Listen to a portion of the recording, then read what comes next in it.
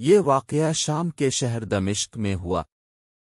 ایک نوجوان خوبصورت لڑکی روزانہ اکیلی یونیورسٹی جاتی تھی۔ اسی یونیورسٹی میں اس کا والد ایک ڈپارٹمنٹ کا انچارج تھا۔ ایک دن چھٹی کے فوراً بعد اچانک بادل گرجنے لگے اور زوردار بارش ہونے لگی۔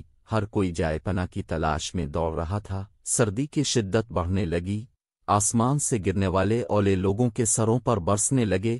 یہ لڑکی بھی یونیورسٹی سے نکلی اور جائے پناہ کی تلاش میں دوڑنے لگی۔ اس کا جسم سردی سے کانپ رہا تھا، لیکن یہ نہیں جانتی تھی کہ اسے پناہ کہاں ملے گی۔ جب بارش تیز ہوئی تو اس نے ایک دروازہ بجایا۔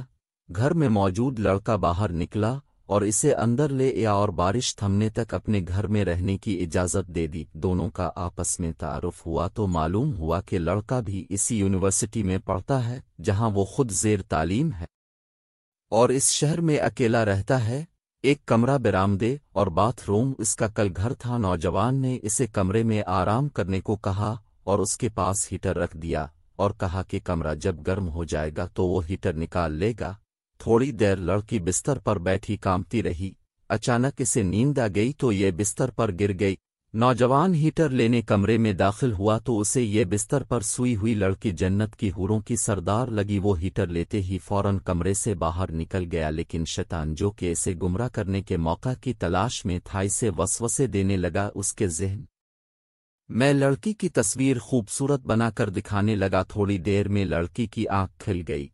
جب اس نے اپنے آپ کو بستر پر لیٹا ہوا پایا تو ہڑبڑا کر اٹھ گئی اور گھبراہٹ کے عالم میں بے تحاشا باہر کی طرف دوڑنے لگی۔ اس نے برآمدے میں اسی نوجوان کو بے ہوش پایا۔ وہ انتہائی گھبراہٹ کی عالم میں گھر کی طرف دوڑنے لگی اور پیچھے مڑ کر بھی نہ دیکھا، یہاں تک کہ اپنے گھر پہنچ کر باپ کی گود میں سر رکھ دیا، جو کہ پوری رات اسے شہر کے ہر کونے میں تلاش کرتا رہا تھا۔ اس نے باپ کو تمام واقعات من و ان سنا دیے اور اسے قسم کھا کر کہا کہ میں نہیں جانتی جس عرصہ میں میری آنکھ لگی کیا ہوا میرے ساتھ کیا گیا، کچھ نہیں پتا۔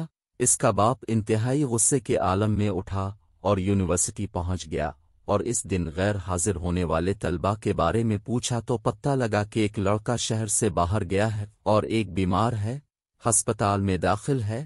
باپ ہسپتال پہنچ گیا تاکہ اس نوجوان کو تلاش کرے اور اس سے اپنی بیٹی کا انتقام لے۔ ہسپتال میں اس کی تلاش کے بعد جب اس کے کمرے میں پہنچا تو اسے اس حالت میں پایا کہ اس کی دونوں ہاتھوں کی انگلیاں پٹیوں سے بندھی ہوئی تھی۔ اس نے ڈاکٹر سے اس مریض کے بارے میں پوچھا تو ڈاکٹر نے بتایا جب یہ ہمارے پاس لایا گیا تو اس کے دونوں ہاتھ جلے ہوئے تھے۔ باپ نے نوجوان سے کہا کہ تمہیں اللہ کی قسم ہے، مجھے بتاؤ کہ تمہیں کیا ہوا ہے۔ باپ نے اپنا تعارف نہیں کروایا۔ وہ بولا ایک لڑکی کل رات بارش سے بچتی ہوئی میرے پاس پناہ لینے کے لیے آئی، میں نے اسے اپنے کمرے میں پناہ تو دے دی، لیکن شیطان مجھے اس کے بارے میں پھسلانے لگا تو میں اس کے کمرے میں ہیٹر لینے کے بہانے داخل ہوا۔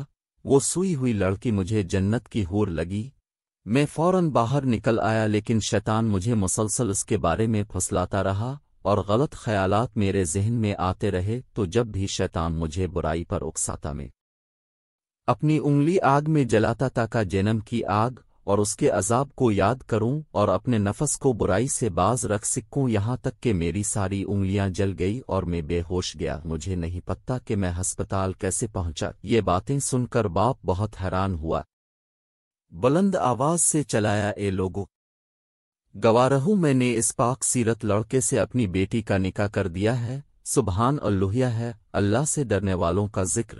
اگر اللہ کا خوف نہ ہوتا تو اس لڑکی کی عزت محفوظ نہ رہ سکتی۔ جو بھی لڑکا لڑکی ناجائز تعلقات قائم کرتے ہیں یا غیر شرعی دوستیاں محبتیں کرتے ہیں تو وہ اپنے اس برے فعل کو چھپانے کی حتی الامکان کوشش کرتے ہیں۔ وہ چاہتے ہیں کہ والدین ان کے ان کاموں سے بے خبر رہیں، حالانکہ وہ یہ جانتے ہیں کہ اللہ ان کے ہر فعل سے باخبر ہے، پھر بھی ان کے دل میں اللہ کا خوف پیدا نہیں ہوتا۔ ایسا کیوں ہے؟ کیونکہ والدین نے بچپن سے ان کے دل و دماغ میں اللہ کے خوف کے بجائے اپنا ذاتی خوف، رعب و دبدبہ، سزا کا ڈر ہی بٹھایا ہے۔ اسی لیے آج وہ اللہ سے بے پرواہ ہو کر والدین سے چھپ کر گناہوں کا ارتکاب کرتے ہیں، اور ایسے بھی والدین ہیں جنہوں نے اپنی اولاد کی تربیت خوف خدا پر کی تو ان کی اولاد نے بھی ہمیشہ برائیوں سے اپنے آپ کو باز رکھا۔